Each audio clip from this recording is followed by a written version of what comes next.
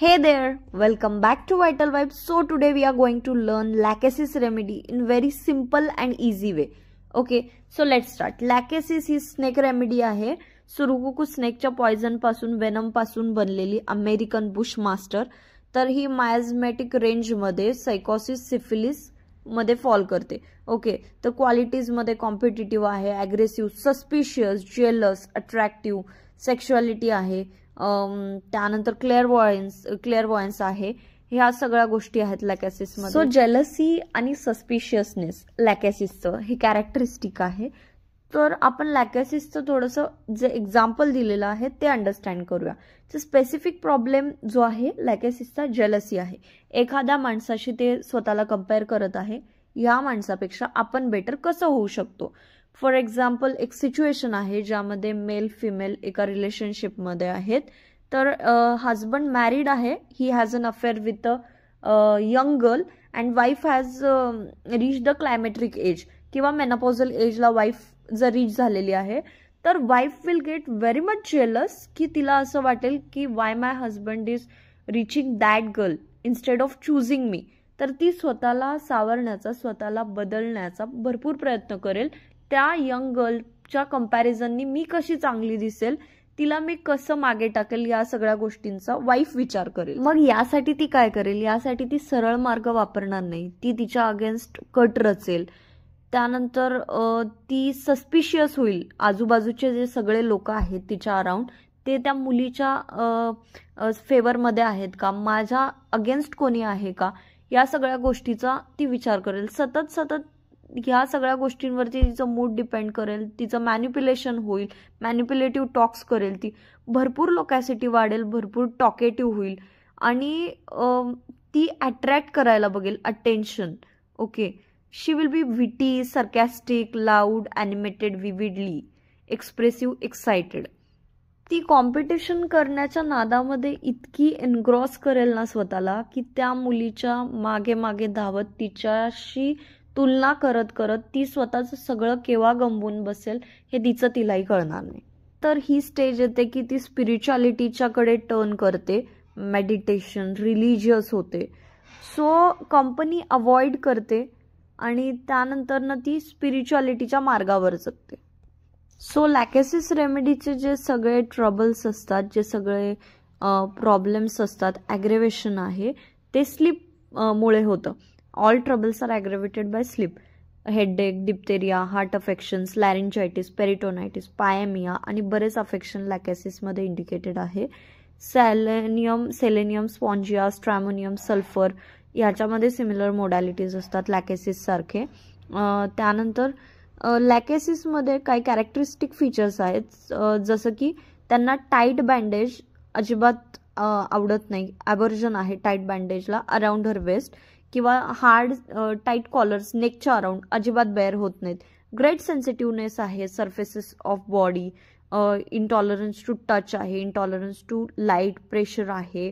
Then most importantly lachesis ही left sided remedy आहे. Left sided body पार्ट्सला affections होतात. आता कॅरेक्टरिस्टिक काय आहे की अमेलरेशन बेटर बाय डिस्चार्ज. जर डिस्चार्ज सप्रेस्ड असेल, डिस्चार्ज जर बाहेर पडत नसेल तर लॅकॅसिसला प्रॉब्लेम होऊ शकतात. डिस्चार्जनी अमेलरेशन आहे. ही रेमेडी कोणाला प्रिस्क्राईब करू शकतो, climacteric age group, menopausal age ग्रुपमध्ये रेमेडी छान ॲक्ट करते. त्यानंतर sickly hue complexion, choleric temperament, vivid imagination, drunkards, bad हेडमुळे सफर करणारे, हिमोरॉइड्स, इरिसिपेटॉलॉइड इन्फ्लामेशन्स असलेले पेशंट्सना ही रेमेडी वर्क करू शकते. सो लॅकॅसिसचे जे पेशंट्स असतात they are always full of ideas. म्हणजे पटकन एका टॉपिकवरून, एका सब्जेक्टवरून दुसऱ्या सब्जेक्टवरती जम्प करतात. आयडियाज फार रॅपिडली, फार फास्टली त्यांच्या डोक्यामध्ये सुरू असतात. ओके, जसं की हायोसायमस, कॅलेडियम, कॅनाबीज, पोडोफायलम, अगॅरिकस, ॲक्टिया यामध्ये एक्सेसिव्ह इमॅजिनेशन असतात. इतकं इमॅजिनेशन असतं की ते रात्री झोपू शकत नाहीत त्या इमॅजिनेशन पायी. देन सस्पिशियसनेस हे कॅरेक्टरिस्टिक आहे. As we have seen, suspiciousness प्रत्येकावरती आहे. सर्वंट्स असू दे, वाईफ असू दे, चिल्ड्रन असू दे, हजबंड असू दे, कुणालाही सोडत नाहीत.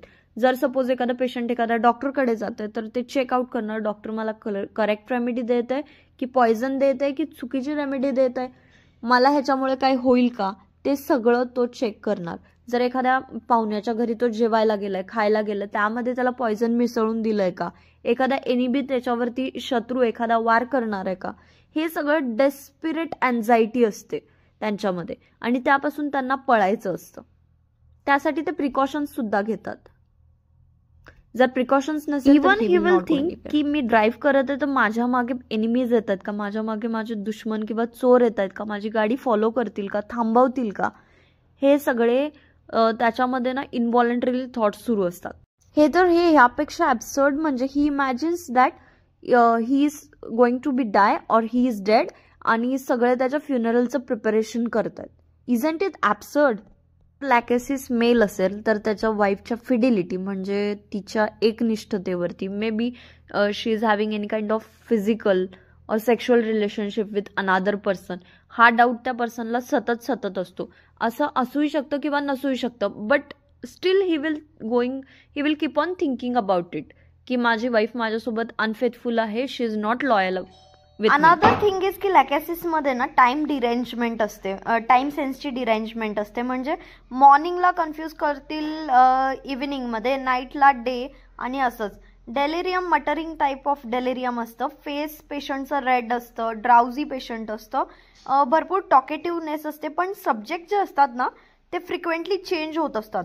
Difficulty in speech, speaking difficulty असते, स्लोनेस असते, जॉज ड्रॉप होऊ शकतात. ते सिंग करतात, विस्लिंग, ऑड मोशन्स, आर्म्स म्हणजे हाताने विचित्र असे हातवारे करू शकतात.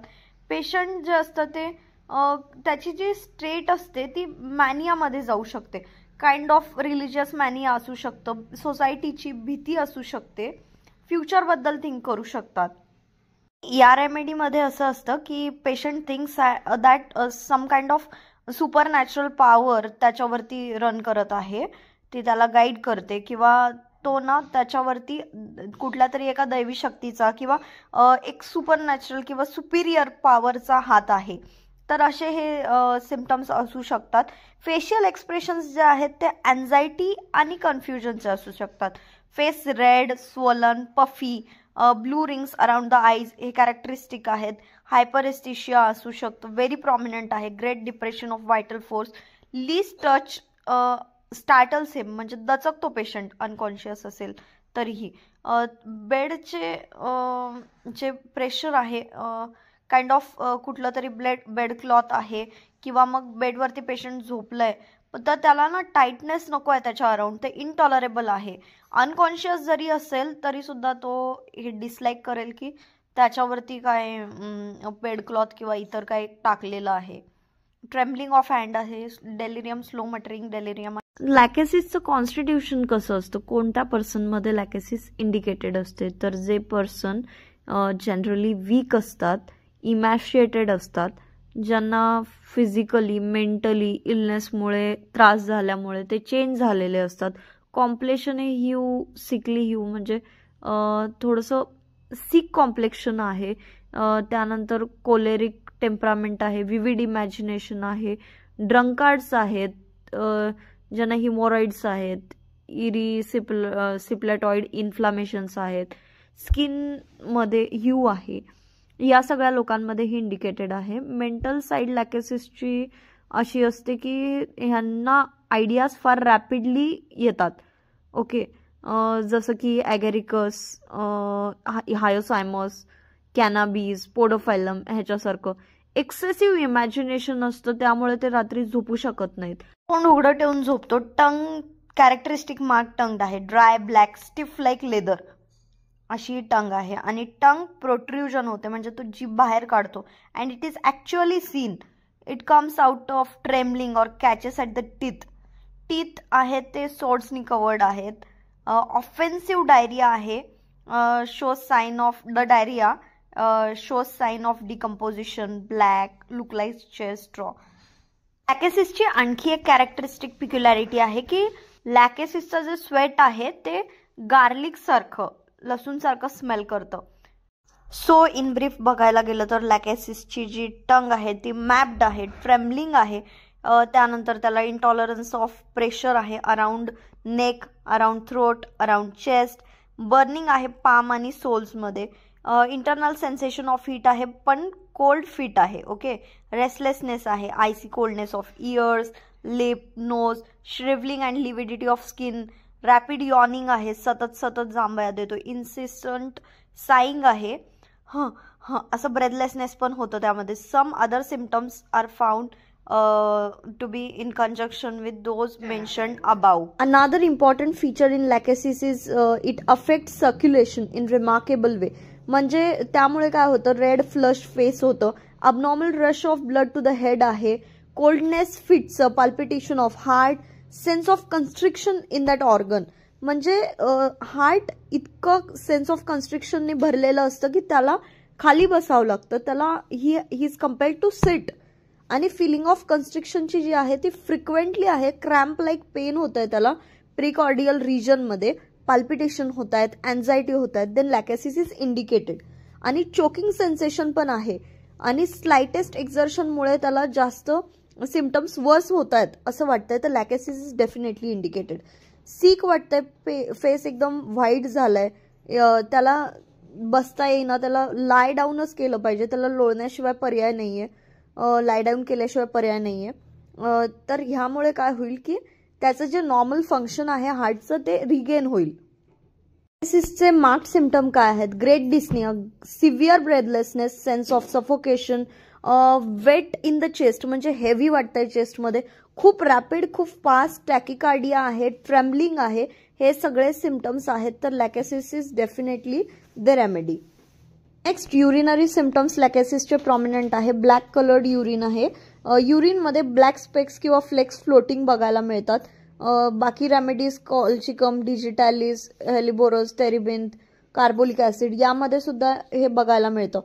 त्यानंतर असं एक पिक्युलर सेन्सेशन आहे की ब्लॅडरमध्ये ball rolling loose in the bladder, जेव्हा तो टर्न होतो तेव्हा त्याला असं वाटतं की ब्लॅडरमध्ये कुठेतरी बॉल रोल करत आहे. हे सिम्पटम लॅकेसिसमध्ये पिक्युलर आहे. आणि हे जे सेन्सेशन आहे की बॉल रोल करत आहे, हे सेन्सेशन फक्त ब्लॅडर पुरतं मर्यादित नाहीये, तर ते बाकीच्या ऑर्गन्समध्ये पण असू शकतं, जसं की थ्रोट, अबडॉमेन, स्टमक वगैरे. नेक्स्ट डायरियामध्ये सुद्धा इंडिकेटेड आहे लॅकेसिस, बट वेन, जेव्हा स्टूल्स वॉटरी आहेत, चॉकलेट कलर्ड, कॅडेवरस स्मेलिंग आहेत, diarrhoea of drunkard specifically, diarrhoea during climaxis, तर यामध्ये आपण lachesis definitely we can think about it. Decompose blood mostly looks like chad straw, tongue quite peculiar असते, smooth, red, shiny, tormenting, urging आहे, but cannot pass anything म्हणजे cannot pass stools, anus बंद झाल्यासारखं, close झाल्यासारखं वाटत आहे, constriction आहे रेक्टममध्ये, defecation खूप पेनफुल आहे आणि त्यामुळे प्रोट्रुडिंग पाईल्स पण होऊ शकतात, तर ते कन्स्ट्रिक्शन आणखी वाढू शकतं. तर ह्यामध्ये आपण लॅकेसिसचं थिंक करू शकतो. देन थ्रोटमध्ये सुद्धा लॅकेसिस इंडिकेटेड आहे, लेफ्ट साइडेड रेमेडी आहे लॅकेसिस. तर जर स्वेलिंग आहे, पर्पल कलर्ड फॉसेस आहे, sensation of lump in throat, जर लंप सारखं फील होत असेल, स्वॅलोईंग लगेच रिटर्न होत आहे, एक्सेसिव्ह टेंडरनेस आहे थ्रोटला, एक्सटर्नल प्रेशर किंवा कन्स्ट्रिक्शन लगेच ॲग्रेवेशन होत आहे, तर लॅकेसिस कॅन बी थॉट ऑफ. त्यानंतर स्वॅलोईंग डिफिकल्टी आहे, सलायवा सुद्धा गिळलं तरी त्रास होऊ शकतो, तर लॅकेसिस मे बी इंडिकेट. त्यानंतर पिक्युलॅरिटी जर बघायला गेलो थ्रोटच्या ह्याच्यामध्ये, तर असं इंडिकेशन आहे की swallowing liquids is difficult, especially saliva, but solids can be swallowed more easily. ही पिक्युलॅरिटी आहे ना, जेव्हा की सॉलिड्सनी जास्त त्रास व्हायला पाहिजे, तर लिक्विड्सनी त्रास होत आहे, इवन सलायवानी, पण सॉलिड्स ॲमेलरेट करत आहेत, तर this is mark peculiarity. Sometimes swallowing fluids can escape through the nose. जे स्नॅक रेमेडीज असतात ना, ते मोस्टली सर्क्युलेशनला अफेक्ट करतात, तर लॅकेसिस सुद्धा हार्ट आणि सर्क्युलेशनवरती अफेक्ट करते. लॅकेसिसचे जे लोक असतात ते सतत कॉन्स्टंटली थॉट प्रोसेसमध्येच असतात, त्यांना काहीतरी आउटलेट पाहिजे असतं रिलीफ मिळण्यासाठी, तर ते ब्रेकडाऊन होण्यासाठी, रिलीफ मिळण्यासाठी कुठेतरी एक आउटलेट शोधतात. So they are loquacious also, they are too much talkative.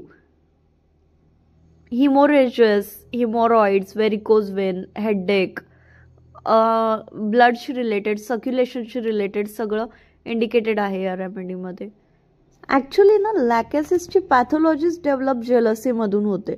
जे अटॅचमेंट असतं, इमोशन्स जे असतात एखाद्या पर्सनशी रिलेटेड ते खूप स्ट्रॉंग असतात की ना ते पॅथॉलॉजिकल कंडिशन्सकडे वळू शकतात, डिजनरेशनकडे वळू शकतात. लॅस्विशियसनेस आहे ते सुद्धा पॅथॉलॉजी क्रिएट करू शकतो.